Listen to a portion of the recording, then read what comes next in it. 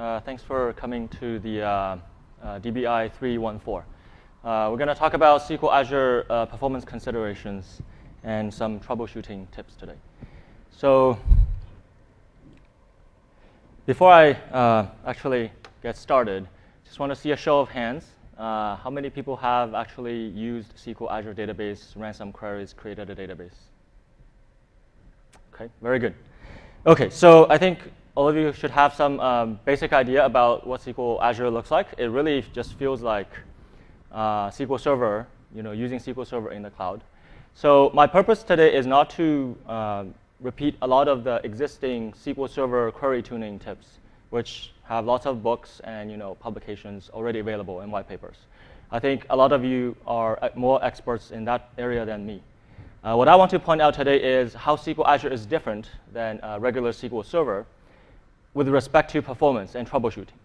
Because I think the initial impression is, I don't have control over the machine. It's running away from me. So there are certain frustrations and fears I think people can have initially. So I want to try to alleviate some of that and show people what are the ways we can get the maximum out of SQL Azure. So we'll talk about a couple of things today. We'll definitely look at network latency, which is the biggest change. You can even think about SQL Azure as running using SQL Server over a web service, because that's really what it is. At the back end, it is SQL Server, but there is this network latency that you have to deal with. Then we'll talk about some SQL Azure internals in terms of multi-tenancy management. I'm sure you've heard about load balancer, and if you have ran enough queries, you would have seen throttling. So we'll talk a little bit about that and figure out what are the best ways to improve what you can do. Then we'll talk about DMVs, and then we'll talk about how to compare performance with SQL Azure. And last, we'll talk a little bit about elasticity, which is a very interesting topic.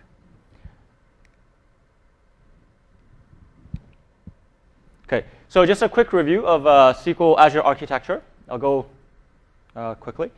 So basically, SQL Azure is a lot of commodity hardware running SQL Server instance. So over here, you see one machine. On that one machine, we run one instance of SQL Server. Right now, it's equivalent of the 2008 SQL Server engine with some modifications to make it SQL Azure. The key thing here is we don't use a VM at the moment. So there's only one instance of SQL Server on the machine. In that one SQL Server instance, we create one physical database, which we just call it the SQL DB over here.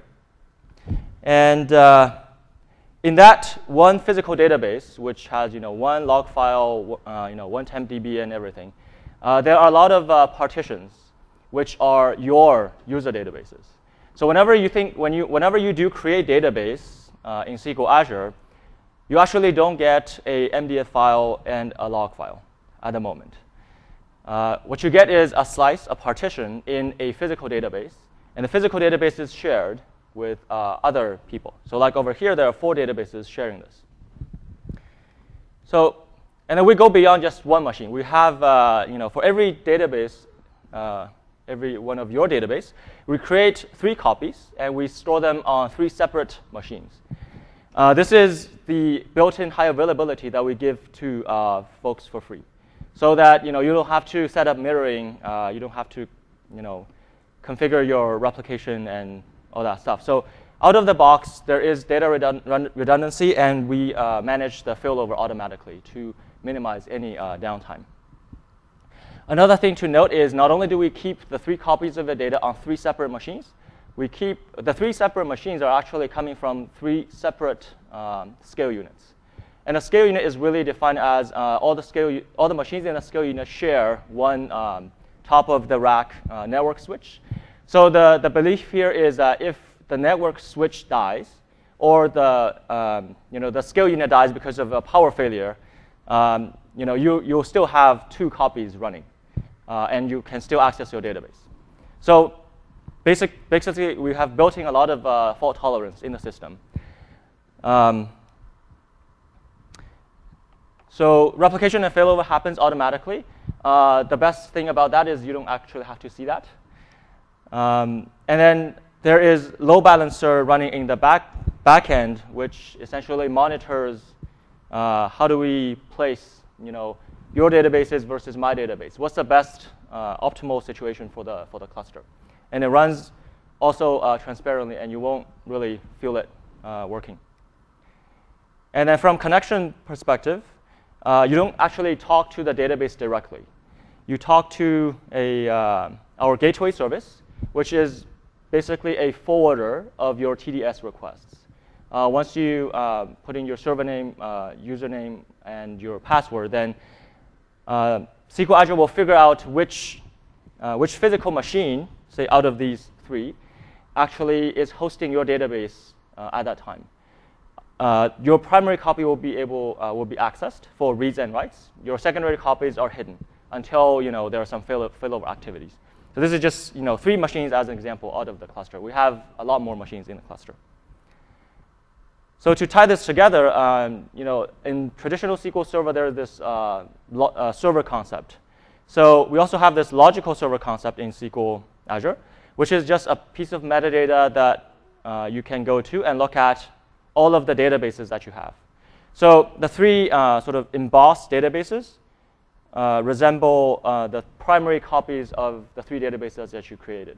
So when you go to the logical server, you can see these 3 databases, and the system will figure out exactly where they are. If there's a failover happens, the logical server will also know a change of the location. Okay, any questions with the architecture? Okay, go ahead.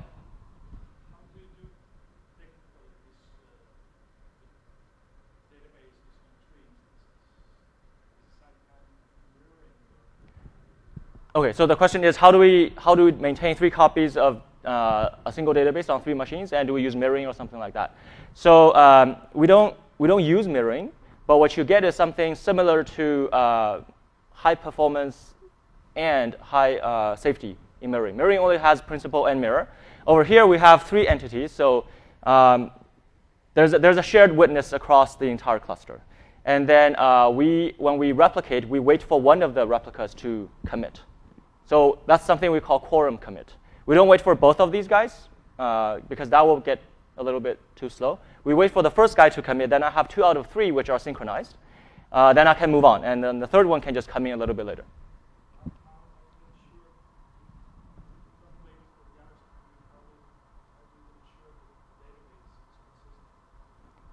So the question is, if I don't wait for the third copy to commit, how do I ensure the?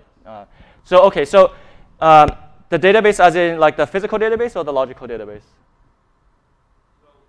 Okay, so if I just wait for one copy to come in, then your database, your logical database, is consistent by the time 2 copies commit, right? The third one can come in later, and then it's not going to affect the consistency of your database. Okay, there was a question back there. All right, very good. Cool. Sorry, okay, oh, yes.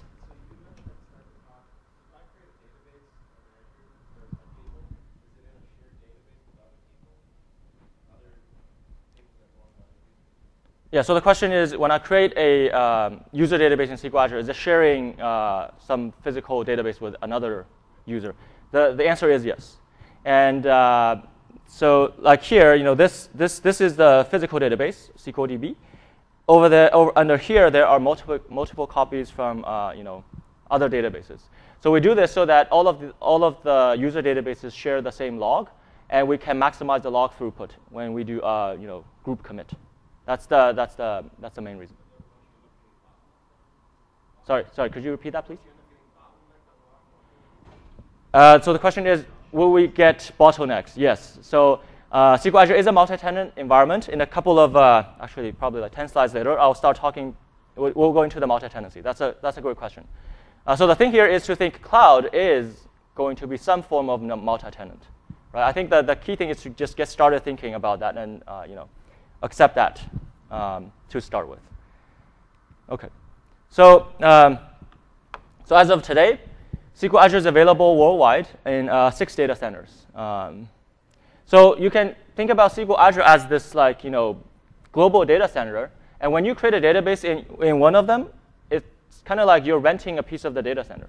So if you're spending a lot of money building your own data center, you have a global operation, I think SQL Azure will give you a very good story because you can rent a data center versus have to build your own or pay high hosting cost. This diagram also shows the network latency. So the green stuff over here has a latency of under, I think, under 50 milliseconds. So essentially, when I talk between the US data centers, the latency is fairly low. Then you go a little bit wider, you see this red line. This thing essentially shows a latency of up to 200 milliseconds. So the summary is once you start going across the ocean, the network latency will go higher. And we have to take into account of that when we do application planning. So I started talking about network latency, so we'll drill into it a little bit more. When it comes to latency, there are really two parts. This is your client, this is your application, and this is the SQL Azure database that you could be using. So there are two latencies between these three distinct components. And depending on their specific locations, you could get varying numbers, and one of them will be very high. So typically, when we measure performance in an on-prem world, we look at the query performance. We drive a certain number of concurrent user workload, then we say, okay, I want 95% of the query times to be better than some number of seconds, right? So when you do a lot of that testing, I think the network part is not really the biggest bottleneck, right? In SQL Azure, this could change. So I think the new formula for response time for a query is really 2 times the latency 1 plus latency 2, because you have to go to the database and come back. Then add on to top of that the query execution time.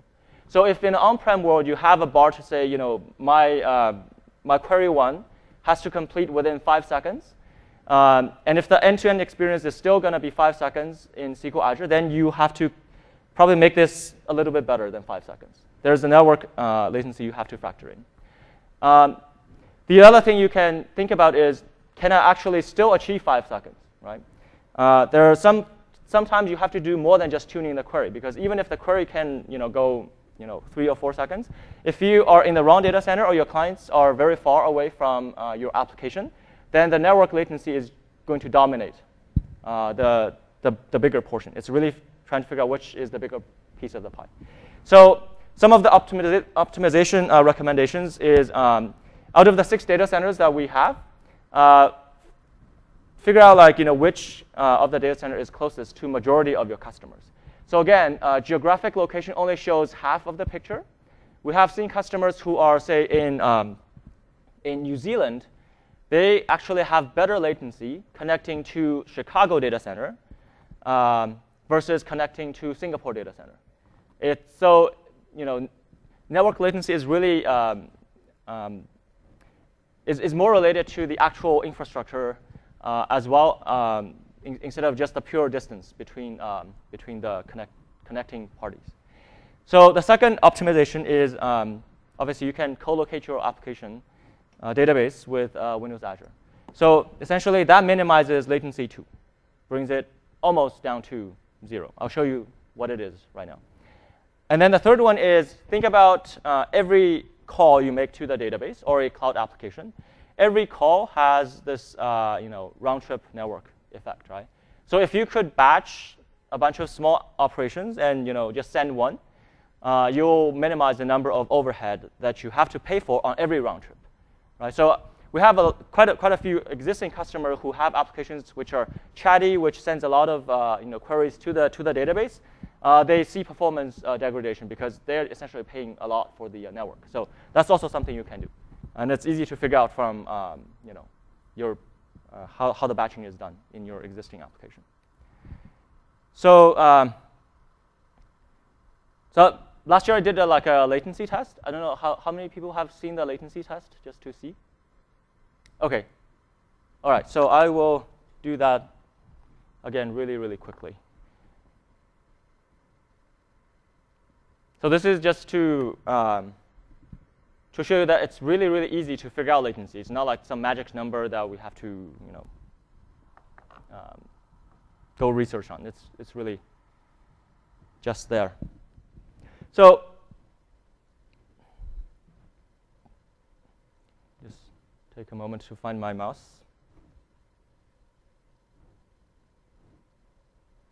Okay. All right, here it is. So I've connected to one of the my SQL Azure servers. I think it's sitting in Chicago right now. So I've connected to this load test database. So if I just do a select one statement, it'll come back, right away. So select one does nothing on the server. SQL Server just, authenticates the connection and returns. There's almost zero server processing time. So we'll use this as a ping test to figure out the latency. And all you need to do is turn on this include statistics in Management Studio. I think it's also available via F9. So once you click this, then I run this query again. You see this new tab of client statistics. I actually ran this a bunch of times. I ran it like 9 times in the past. And then if you scroll down to the bottom, there is a client processing time, total execution time, and wait on server replies. So let's look at the average number over here. So this is 4 milliseconds that it took SSMS to render this thing. Really no time. And the end-to-end response time is 52 milliseconds. So for this select one, I spent 48 milliseconds going to my database and coming back. That is the round-trip network latency connecting from the convention center to my database in Chicago. And the network latency to different databases in the same data center, say in Chicago, are roughly the same. I can connect to my master database. You'll see roughly the same number. And then if you do this multiple times, you can see that the numbers, except the last time I think is a little higher, the latency is actually fairly steady. So that's a guarantee of the network is fairly reasonable, and there's not much volatility in that. So what you can do is run this ping test against each of the data centers when you try to pick which one has the lowest from where you are connecting. And there's a blog about this on the web if you want to look at some more details. So I'll show you guys this cross data center latencies. What do I mean by cross data center? So I have the 6 data centers over here. I connect from one of the data centers. I pick like a Windows Azure instance. I make a connection, and I do the select one against a database that's located in North Central US, South Central US, Europe, and Asia. So it's the latency between the Windows Azure instance in one data center to all the other SQL Azure data centers, including the co-located one. So obviously you see diagonally, these are the co-located Windows Azure instance and the SQL Azure instance, and obviously you get the lowest latency. And this is data we've been collecting for the past 311 days. Then you look at, okay, if I have a Windows Azure instance in US, I talk to the other data center in US, the SQL Azure instance, right? The number actually goes up a little bit. It goes to 37.8 milliseconds. And the orange blocks really show you the data centers that you talk to within like the same zone. So US is one zone, Europe is one zone, Asia is another zone, right? So when you're crossing between the same zone, the latency is still reasonable. So I think that would be the second best option if you have to use that. Then when it gets to cross data centers, say going from Asia to North Central US, the number actually goes up by quite a bit. This is because we actually use like external party like AT&T's cross-Atlantic the network infrastructure. So you should see like a higher number over there. So I think these numbers should help us figure out, okay, which data center do I want to put my database and application in. Any questions before we move on? Okay. Okay, so we're getting back to the question about multi-tenancy and resource management. So like I said, all of your databases in SQL Azure will be sharing some resource with other people's databases. It's not necessarily a bad thing, We just have to understand what are the implications. And furthermore, what are the advantages we can take out of that situation. So amongst the resources that's being shared, all of the physical resources are being shared, CPU, memory, and disk I/O. And then we also share tempdb, all the worker threads, as well as the network on the same machine. So what it boils down to is if you have a very, very busy neighbor database, it can affect your performance. And so can your database affect his. Built-in SQL Azure, we provide two mechanisms that manages multi-tenancy. So one is load balancer, and the other is the throttling service. So load balancer's primary goal is to maintain a healthy cluster. It periodically assesses, the unevenness of resource utilization in the cluster, and it tries to minimize the number of overloaded nodes. So if, say, 20% of machines are taking on 90% of the workload, load balancer will try to make these machines take on less workload by doing one of the following operations. So we have load balancer can do a swap. It can also do a move. So what is a swap and what is a move? Remember, each one of your database has 3 copies, right? So you are effectively entitled to 3 pieces of resources on 3 different machines. When we swap, we just change the primary database the primary replica of your database. If it was on machine 1 and you're connecting to machine 1, and machine 1 was using 99% CPU for like a very long time because of lots of busy database, then load balancer will say, OK, I'm going to make one of your secondaries your primary. And it's a very quick operation. When that happens, effectively all of your workload will be channeled to the new machine, let's say machine 2, that is less loaded. And by doing that, over time, load balancer will reduce the number of hot machines and create this balance. So there are times when the 3 machines of your database are all very busy. So load balancer will do one of 2 things. First of all, it'll see, OK, can I move somebody else? Can I swap somebody else so I don't have to move you? When it realizes that it cannot really use this inexpensive swap operation, it'll have to resort to a move. A move really entails making a copy of your primary replica's database onto a 4th machine, which happens in the background. And once the copy is done, we'll initiate a reconfiguration that says, OK, now your new primary goes to the 4th machine. And after that, your connectivity will be redirected to the 4th machine. So move is a little bit more expensive because we're actually moving data. So load balancer runs periodically. It's more for the long-term solution for the cluster because it has to do a lot of activities. And we do that while maintaining the availability of your database. For example, we won't move a single database more than a certain number of times a day because we want to guarantee the high availability. We want the entire cluster to share some of these load balancer activities. Then last summer, we introduced reactive load balancer. This is really an extension of the existing load balancer to speed up these repair operations. So what we saw in production was there are certain machines which have short-term spikes. Let's say just 5 minutes, right? There's some guy uses a lot of resources on the machine, and then before load balancer actually runs and fix the problem, the problem is actually gone. So for the cluster, it's not really a big problem because those are short-term spikes. For the customer, it's not a good experience because the ones affected will not like having this sitting on this hot node. So reactive load balancer is really reactive. It looks at individual machines, and it says which are the hottest machines that has the highest number of throttling occurrences. And then we'll do a local optimization. We'll just say, can I fix this machine? Can I fix these partitions, these databases on, let's say, the 3 hottest machines?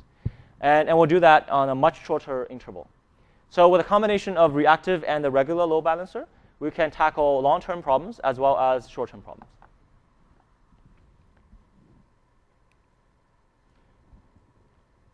The second resource management infrastructure provided in SQL Azure is throttling. So throttling is also a machine protection mechanism. It doesn't look across the cluster. It just looks at the individual machines. It says, for example, I don't want the machine to be running like 100% CPU for more than a certain number of seconds, because once you go beyond a certain threshold, then the machine becomes unstable. So the goal is really to protect the machines. So when we throttle, we go 2 ways. First, we see, can we just throttle a couple of the databases? When the machine is sort of running high on CPU, but hasn't reached like a terminal condition where it's having like say 100% CPU for a very, very long time.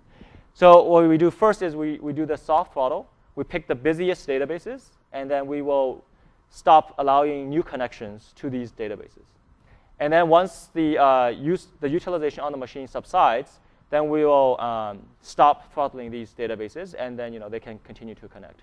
So it's like a feedback loop in order to minimize any abusive usage from a particular database. There are also times where the situation is very dire because the machine is being heavily abused. We've seen that in production. And what we need to do is temporarily disallow any connection to the machine. That is what we call the hard throttling. This affects all the databases, whether the database itself is one of the culprits that's causing the abusive usage. So all of the throttling errors that you will see wraps into this connection error code 40501. When you see this error message, there is a code over here.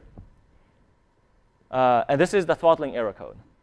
And we just published some documentation about how can you get more information out of this throttling code so that you can figure out which resource are you being throttled on, and whether it's hard throttling or soft throttling. So I'll walk quickly on how you can decode the throttling. So assume you get this number 131075 that comes as part of this connection error. So you need to figure out why is my database being throttled, and also how bad is it. So in terms of why it's being throttled, you can go through this workflow. Essentially divide by 256 to get to the 512 for this number. Then you convert it into binaries. And then we essentially use this binary format to record multiple reasons that cause the throttling. Because there are times you can get throttled on CPU as well as I/O. Sometimes it's just CPU. And we also have to be aware of the hard versus soft throttling. So once you group this number into multiple positions from the right, then you can map each one of them to a resource code. We've published this. So for the resource codes, this shows you what are the physical resources that was causing the throttling. So there are multiple reasons. I think the most popular ones we have seen are either the CPU usage or the log write I/O, which is there's a lot of writes to the log, so the log is not able to catch up or keep up with incoming workload, as well as SQL worker threads, because a machine has a finite number of worker threads. Right? There are we've seen a lot of small databases which has like hundreds of concurrent connections coming in. So at some point, we're going to run out of worker threads. So we try to protect the machine from running out of worker threads. And then also, there are 2 values for the throttling type. You can get 10, which is hard throttling on this resource. And if it's 01, you're soft throttle on this resource. If it's 00, then you're not getting throttle. The reason for noticing this is if you monitor this and you realize 9 out of 10 times when I run my workload, I'm always getting hard throttled on CPU, right? It is very likely that your workload is actually causing this problem. It's not somebody else. When it's soft throttling, it's a little hard to tell. And we're trying to enhance this mechanism, which will actually tell customers, are you triggering the throttling, or are you the victim of the throttling? So That's something we're working on. But for the moment, if you see a lot of hard throttling, take a look at your database, right? Is it using a lot of resources of a certain kind? So we can do some optimization ourselves. Go ahead. Go ahead. Question over there. The question is, why can we not expose DMV for that? So that is definitely something we're considering. I just can't tell you when it'll be available. But the end goal is we should use this piece of information as a way to figure out what resource limitations is my database hitting.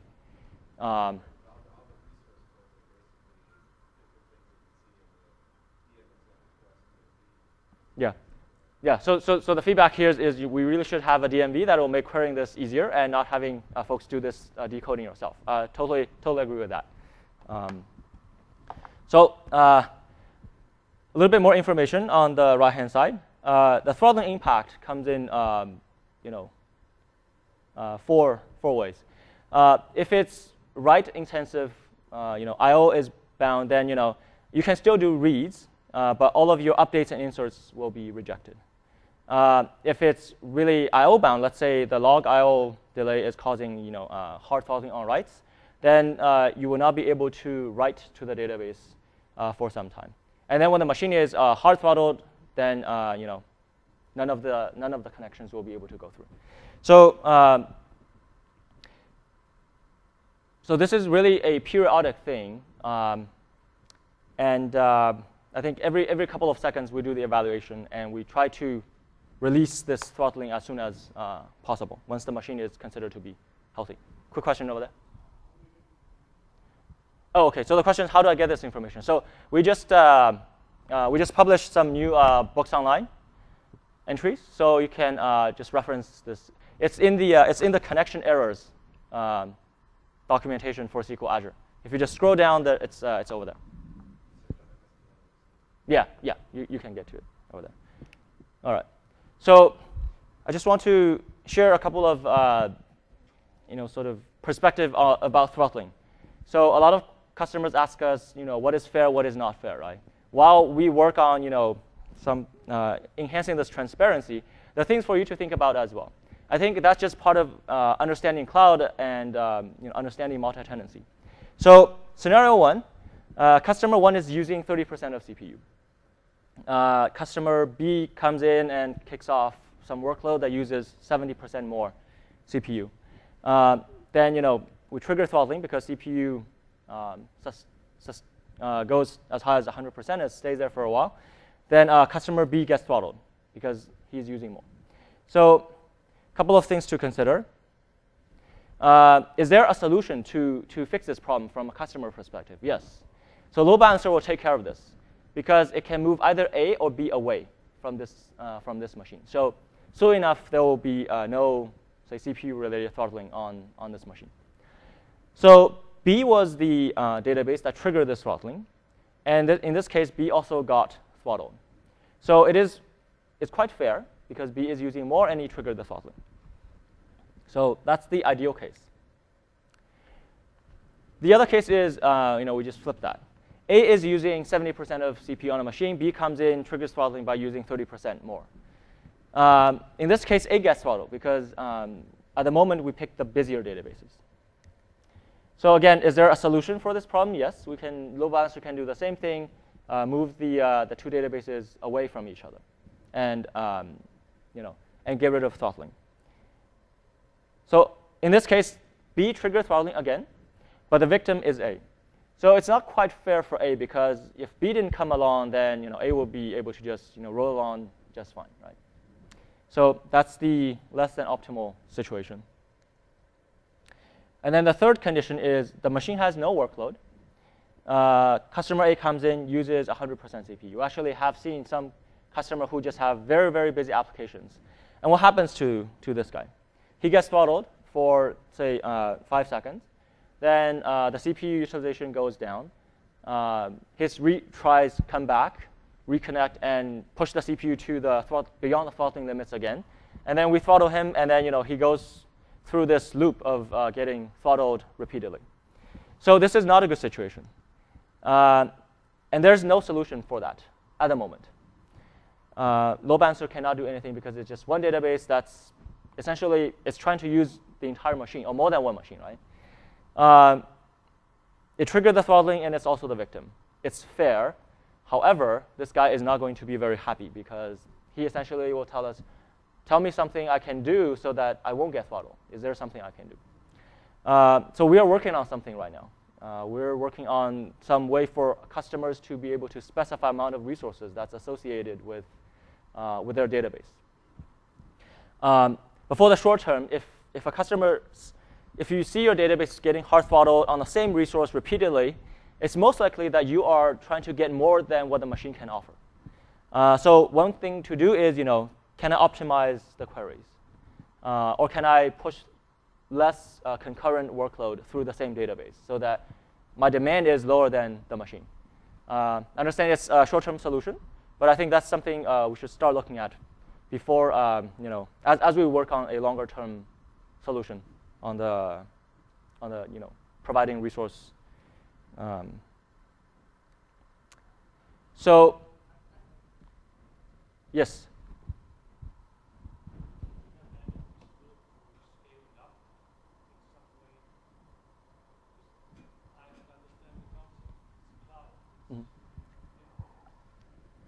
Very good. So the question is, what mechanisms do we have for scaling up or scaling out?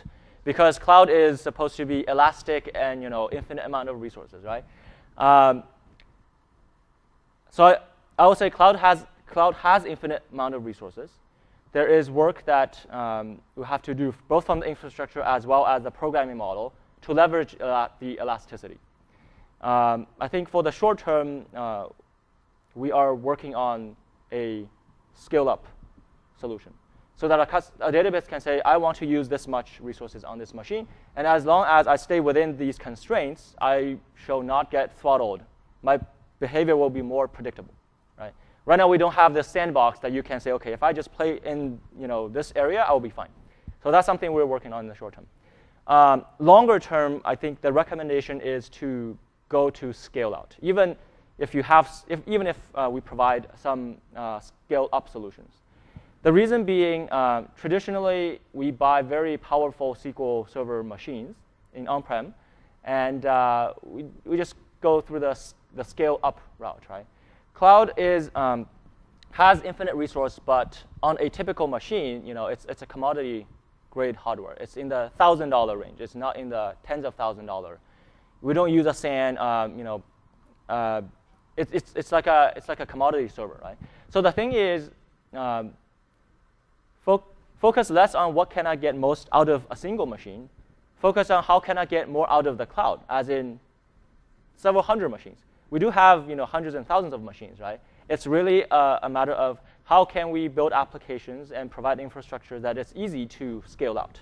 So I don't know if you guys went to this the sharding, the federation session. Federation is the first step that we are encouraging customers to say, let me scale out, because that's really the way to get more resources in a more predictable fashion. So I have one slide about elasticity. I'll show you some examples that we can do today towards the end, if you could just wait for a little bit. Okay. So going back to this, right? So the thing is, all of the throttling errors will come as part of the connection error. So I think it will be good in the short term to create a distribution of what are the most popular throttling reasons that your database hits, and then see, okay, is there something I can do to tune the queries? We've seen a lot of customers' queries who are just like, the I/O is not very well tuned. Then they always get this log I/O throttling. Now you can find out that my database is being throttled on the I/O, and there is something I can do. Right? So all we're saying is there is something we can do before we get it to like the DMVs and a more easier way to tackle these problems. So I'll talk briefly about some of the DMVs that's exposed in SQL Azure. I think this is nothing new. We have 10 performance-related DMVs. You can get all of that from querying the sys all views. All all the DMVs are scoped to a particular user database. This is different than the traditional on-prem, because when you query a DMV, you get to see everybody. You're essentially running the server with the server level view. So we've scoped all of that to the user database. So let's say when you query DM exec sessions, you only see the sessions for your user database. And so all of them work identical to the existing SQL Server 2008 DMVs. So update statistics is also supported. It's a good thing for you to keep that up to date. So then SQL Engine can come up with optimized query plans. Same thing, nothing new here. You still have to maintain your indices, minimize index fragmentation. So in SQL Azure, every single database is required to have a clustered index. So you don't have the option to run dbcc defrag, but what you can do is do a drop and recreate the index. That will achieve the same purpose. And you can use the same. You can also find out like the fragmentation on the indices. So we don't have a profiler yet. But I think what I want to encourage folks to think about the monitoring perspective is think more end-to-end, right? Typically, we profile one store procedure and then figure out, OK, how is it doing? I think now I would say the first step is to just look at, let's say, over a 30-day period, I have one sort of like the most important query. It's like my probe query, right? Let's say it's a query that everybody lands on your web page will execute to pull like the basic page information and all that stuff. So think of that as a probe, and then create some monitoring that says, OK, over the past 30 days, how did my probe degrade or improve in performance, right? And use that as a trigger to say, OK, now I think there is a problem from the end-to-end perspective. It might not necessarily be just the database problem. And the thing is, when you use SQL Azure, it's really like a web service, right? You have to capture the end-to-end. So I would highly recommend, thinking about creating a couple of these probes. You can create like a very lightweight, application in Windows Azure, and then just periodically run your probes against your database, right? Even when the real workload on your database is working, you can see, OK, for a business day, from 8 o'clock to 5 o'clock, my probe run a little bit slower than at off-peak hours. And then over time, you can see, OK, how's my probe doing, and use that to determine is the database doing well or not. So I'll go over a couple of the DM examples. Actually, do you folks have any questions about the monitoring aspect? No? OK. Straightforward? OK, very good. Just simple queries. If you want to find out the total database storage, you can query the DB partition stats. Very straightforward. And then if you want to find the most CPU-intensive queries, for example, you found a bunch of the throttling error codes are hard throttling on CPU, right? This will be the next thing to do. Then essentially you query, a cross-apply between query stats and SQL text. So this is also existing query that runs on SQL Server. You can just copy paste this, make modifications, and it'll just work. And then the last one is if I want to find IO-intensive queries, all the information are again in exec query stats. So nothing really new here. OK, so I want to spend a couple minutes talking about performance expectations. We have a lot of customers that call us on our CSS, our customer support calls. And we also have a lot of internal partners from Microsoft that they spearhead the effort of trying to get their applications working on SQL Azure. So we get a lot of people asking, why is my queries running slower in SQL Azure? So I think the thing we have been trying to really understand is, what do we mean by slower, and what is considered acceptable or fast, right? So it really boils down to a set of principles to have before we compare performance. So the first thing is cloud doesn't solve perf problems, right? SQL Azure is not going to make your queries run faster. So a couple of the reasons of the same query that I ported to SQL Azure, it'll show different numbers is because the hardware is different. If you come from a very high-profile machine, then SQL Azure is not going to be able to deliver the same query performance. That's part of the the hardware issue. And then we realize there's the multi-tenancy environment that has impact on your database. So it will not necessarily result in your query running slower. It will result in your queries are faster sometime and slower sometime. Right? Something we're working on to improve. Then the last one is there's always the network latency part. So what I would encourage folks to think about is when you are migrating an application for yourself, or if you work as a consulting job for some other applications, think about like what is the performance baseline for the on-prem before you upgrade, right? Just to understand what are the things you're asking before getting surprised. So again, this goes back to just traditional performance testing and planning, right? Couple questions to ask ourselves is what is the hardware spec on the on-prem database, and then what's the size of the database on-prem before I moved? Do I use DOP? SQL Azure currently does not support DOP, so if you rely on DOP, then you might get a little bit slower performance. And how many concurrent transactions am I pushing through the system?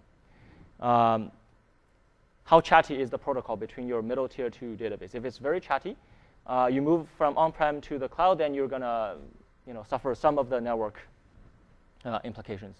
And has anything changed after you moved to SQL Azure?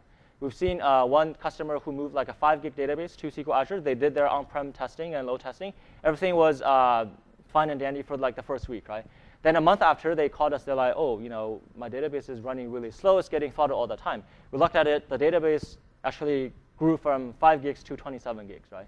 So a lot of things change. I think when we evaluate, we should just be very careful about what has changed, and you apply the standard performance troubleshooting methodologies. So bottom line is if I just have one database that has to be really, really busy, then it is likely that you are going to run into the hardware limitations. So even if at some point we provide scale out, right? One database will still be limited to the resources of one machine. So I think one good thing to think about is plan for scale out early. So what do I mean by scale out and elasticity? Traditionally, when we do capacity planning, we look at we devise some load test workload, simulations, and throughput, and then we say, okay, I need to buy hardware that suffices the peak load according to my test, right?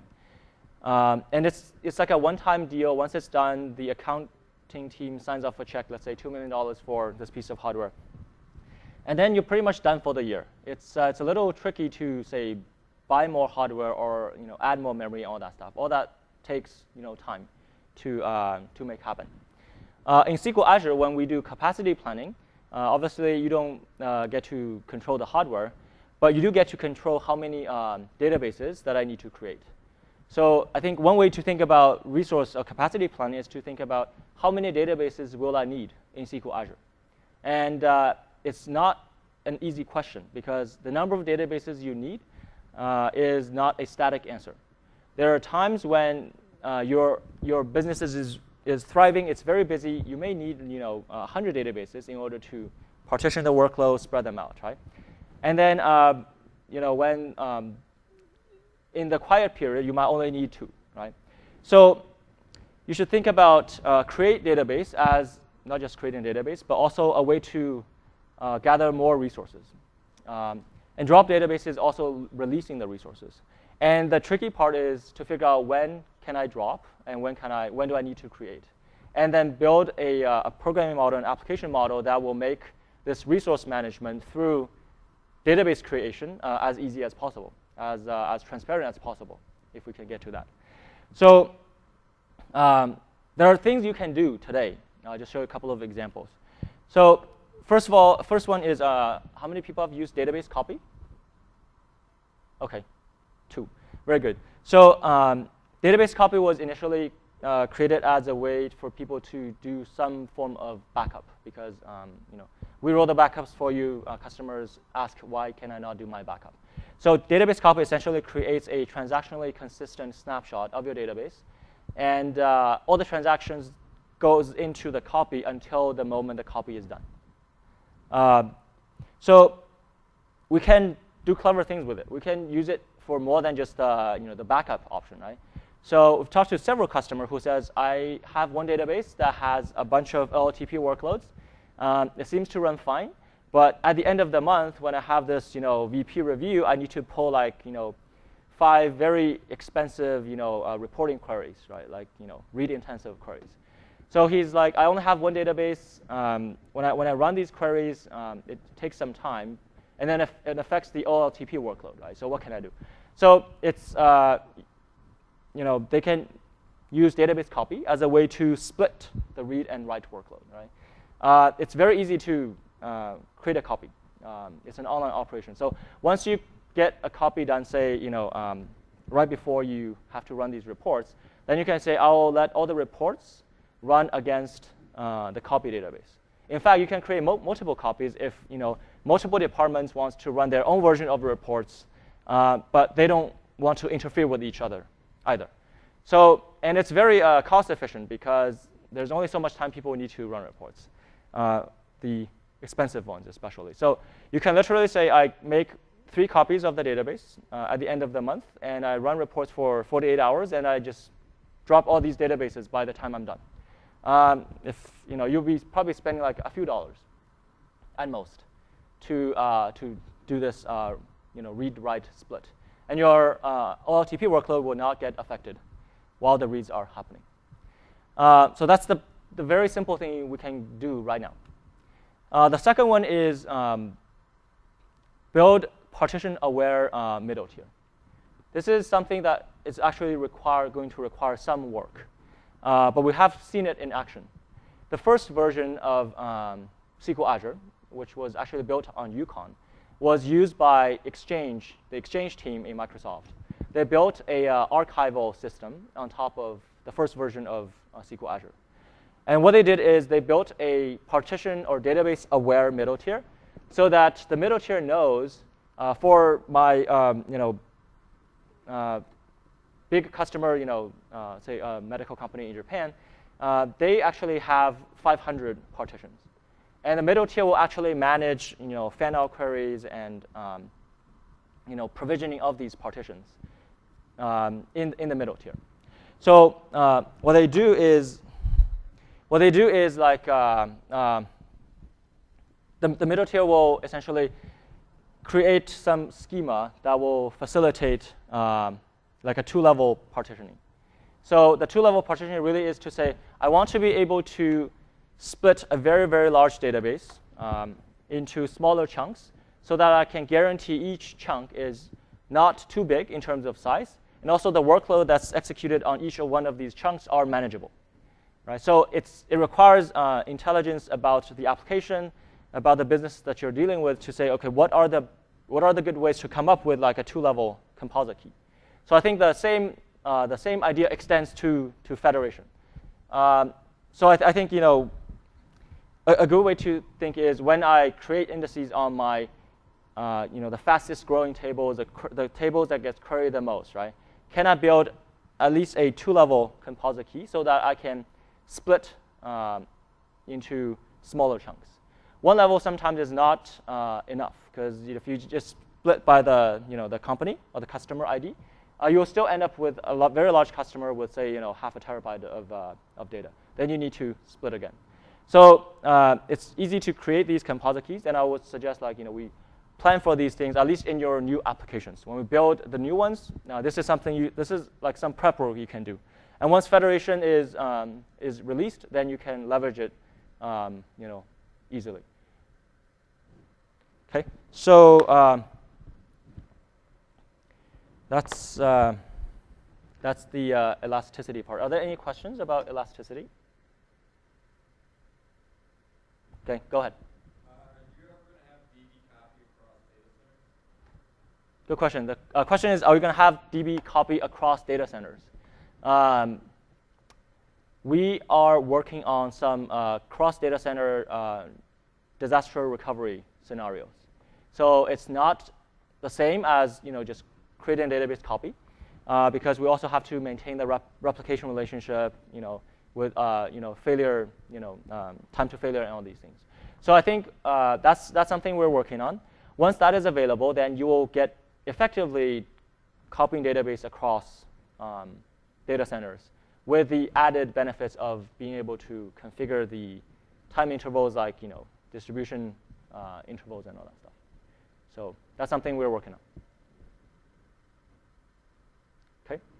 I just have the last slide. So highly recommend folks to check out these 2 sessions. They actually already happened.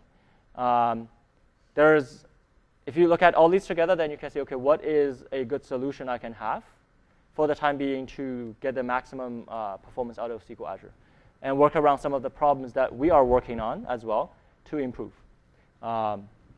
So I will leave the last 18 minutes for Q&A. Yes, question. Okay, question is, how are service updates and OS images? Yeah, so, okay. So we do upgrades on your behalf, and we will upgrade the operating system for security patches. We will upgrade SQL Server bits. We will also upgrade the SQL Server, SQL Server patches. What we do is we have this thing called a rolling upgrade, and what it does to you is you won't really feel that the upgrade is happening. Remember, you have 3 copies of each one of your database, right? So what we do is we take one scale unit down that brings down one of your copies. We'll do the OS upgrade, the SQL bits upgrade on that scale unit. Then we wait for this scale unit to get done, and then we move on to the next scale unit. So at any time, you will still have 2 copies that's running while we roll through this upgrade process. And we also take care of failure conditions.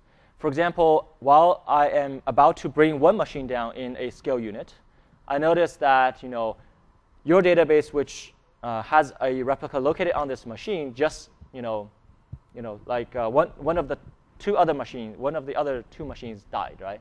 So then the system is intelligent about that. It'll say, I cannot bring this scale unit down, or this machine down, because now I'm going to cause you a quorum failure, a quorum loss, because you already down from 3 to 2. Now if I bring another machine down, you're going to go to 1. So we will actually wait for that to happen, and we just skip the machine that that your database is sitting on. Then we go to the other machines, right?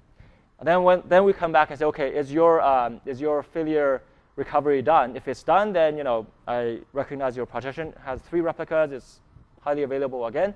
I will bring down the machine that's hosting your database. So we do that almost in an invisible fashion. It's very hard to tell that we are doing an upgrade, and we do upgrade actually quite frequently, mostly to get up to speed on the security patches, and yeah.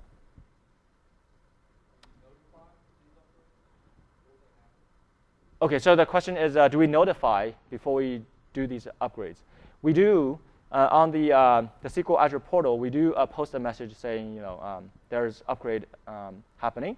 Most of the time, you'll see green because you will not see a noticeable impact. We actually haven't seen problems where there are massive connectivity loss and all that during upgrade. And we've done upgrade for many times. For the past 2 years, the service was live. Questions? Yes. Sorry, could you speak up, please? Oh, could you please get a little closer to the microphone? It's hard. Yeah.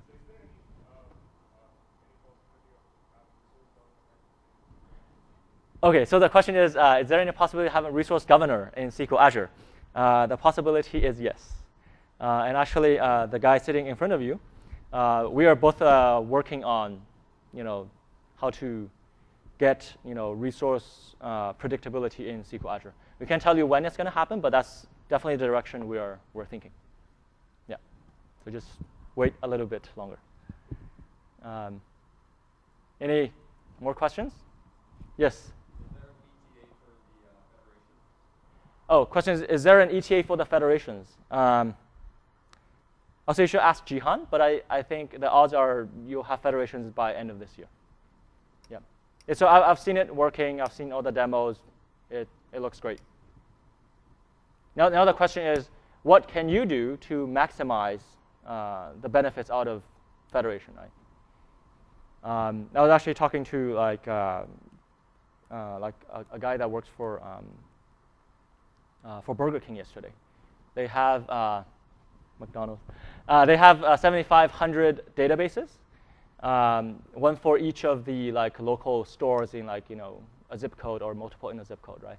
So they're trying to figure out, okay, what can I do with, first of all, storing these data in SQL Azure and have a good strategy to roll up the aggregate data for reporting and all that stuff, right? So I think it'll be quite complex, even when we have federation. You probably have to design like a multi-tiered, federation in order to entertain the read and the write workloads.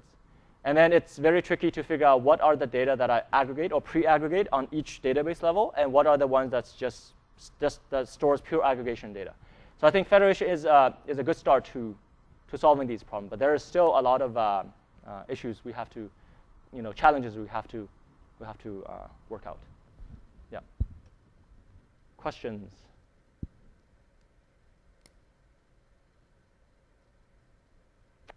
Okay. So I would encourage you to check out these resources. And there is still a couple more hands-on labs that's happening. We still have another interactive session that's happening at 3 o'clock. And I think we'll talk a bit more in depth about connectivity management, connection pooling. So that's happening at 3 o'clock. And if you could please fill out the evaluation and tell me what I can do better, I would truly appreciate it. I think this is the second time I had a chance to talk about performance. I did it last year. I did it this year. So I think it's the good thing is over the last 9 months, we see a lot of perf problems. People are through our escalations, more people are asking about perf problems. So I think I'm very excited about that. So I think it's really critical that you guys give me and give SQL Azure feedback to say, okay, what are the things that you guys need to do, and we will see what we can make happen. Okay, thank you very much for your time.